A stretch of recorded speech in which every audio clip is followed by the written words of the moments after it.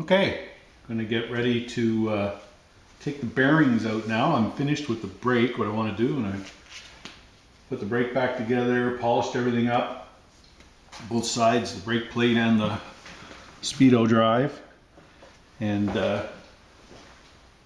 was looking at this now, take the bearings out.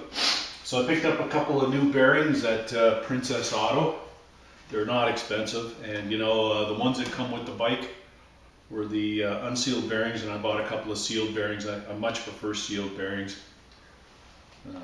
You can see there was a lot of grease that I cleaned up out of this side, the speedo side of the wheel, that had come out from the packed bearing that was in there, the open bearing. So I'm going to change them out. So this one's a little bit different than some of the bearings I've done before on Japanese bikes. Those ones that I've got experience with, you know, the axle just slides out, but not this one. There's no spacer in the middle. The axle itself actually has a shoulder machined into it. So the shoulder in the center of this axle acts as the spacer that pushes against the inside run of the bearing. So it provides its own spacer. So the way to get these out is, it looks like I'm going to take everything out of here. There's I think there's a felt washer in there, and then there's a steel washer. Take that out. I'm just going to lay it aside and kind of keep track of what came out in what order. Although I do have the diagram, I just like to do it that way. And then what you end up doing is you're going to end up driving the bearing on the other side. In this case, the brake side. You're going to end up driving it out using the axle to drive it out. And drive out the other one. Once that comes out, put the axle back in the other way, and use it as a means of driving out this bearing. Now, I don't want to just strike the end of this axle. I don't want to mar it or peen it over or anything like that. But it, luckily, and it's probably intentionally, it's got a divot here. So I just got one of my punches with a divot, or a tapered end rather, with a tapered end, and it fits in there rather nicely. So this way I can punch down on it and not mar up the actual end of this axle. So we're going to give that a try. So first things first, I'm just going to clean up a bunch of the grease that's in here as much as I can. Use this instead. Use that to, yeah, it's not gonna, there. Light. That out of there. Man, oh man, oh man, there's a lot of grease in here. So, you know, with this bearing, there really wasn't any end play. I couldn't feel any side-to-side wiggling of the axle, so the bearing's probably okay.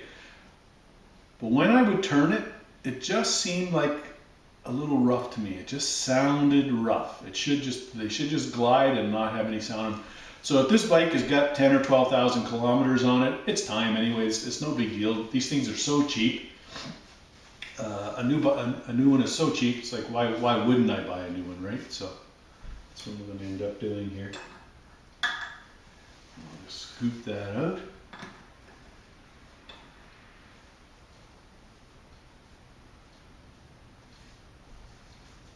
There we go.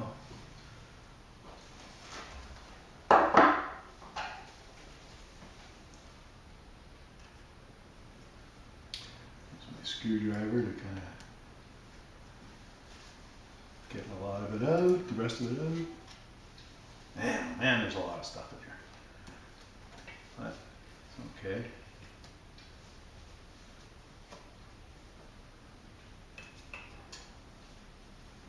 Set that over here.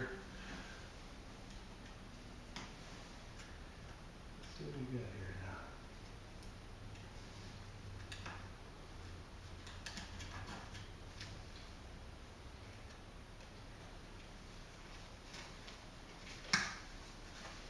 Can't quite get underneath there. There we go. There we go. Got you. So yeah, there's a felt washer underneath there and a steel steel washer here. There's kind of a bushing that goes through it. So this is the speedo side. I'm just going to lay that down. And there's still a steel washer there. So grab my handy dandy magnet. Let's see if I can pull that up.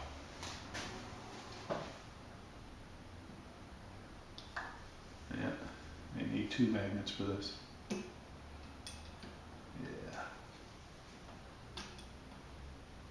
I may need 2 magnets.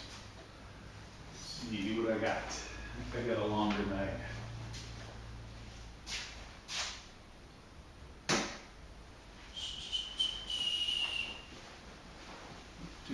I'm just going to fit in there? Probably not. No. Yeah. No. There we go. I can get that up enough. I can get a screwdriver under there. And that's what I'll do on this side.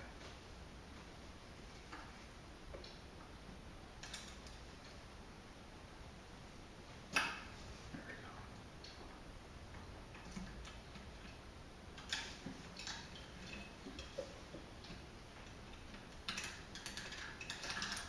There we go. So now this guy, like on the other side, it's got a depression. So the depression is down.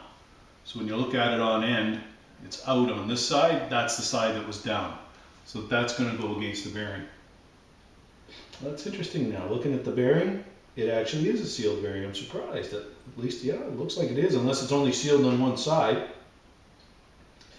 But yeah, looks to be a sealed bearing. All right.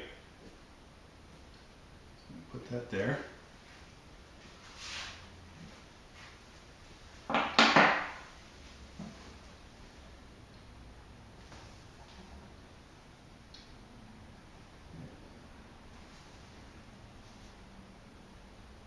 Yeah, 6203. So the bearings are 6203, and that's what I bought. That's what the manual says. This one says 62032. It's just marked India 62032. So I don't know who the manufacturer was. Maybe when I clean it up, that'll become a little more evident. All right. So I think what I'll do, flip this over, and I'll take this side off, because this is all going to come out as well, and I don't want to. I want to keep the washers and everything in the order that they were installed in. So this this nut, which goes on the outside, it goes against the brake plate, also is curved, right? So that fits into that that bevel that's in the brake plate. So it only goes in one way: flat side out, rounded or beveled side down. So we got one little piece of paper here marked for the brake, and I got this one marked for the speedo side, so that's going to be the speedo. There's my screwdriver. There we go. Now this one, same kind of thing.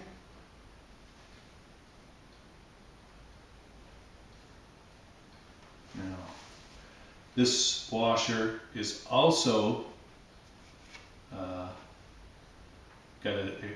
is also beveled, so it sticks out on one side and is indented on the other side, an indentation. I think this one goes with the indentation in. I could be wrong. I'm going to double check the manual and see. Okay, so there's that guy. And the felt washer.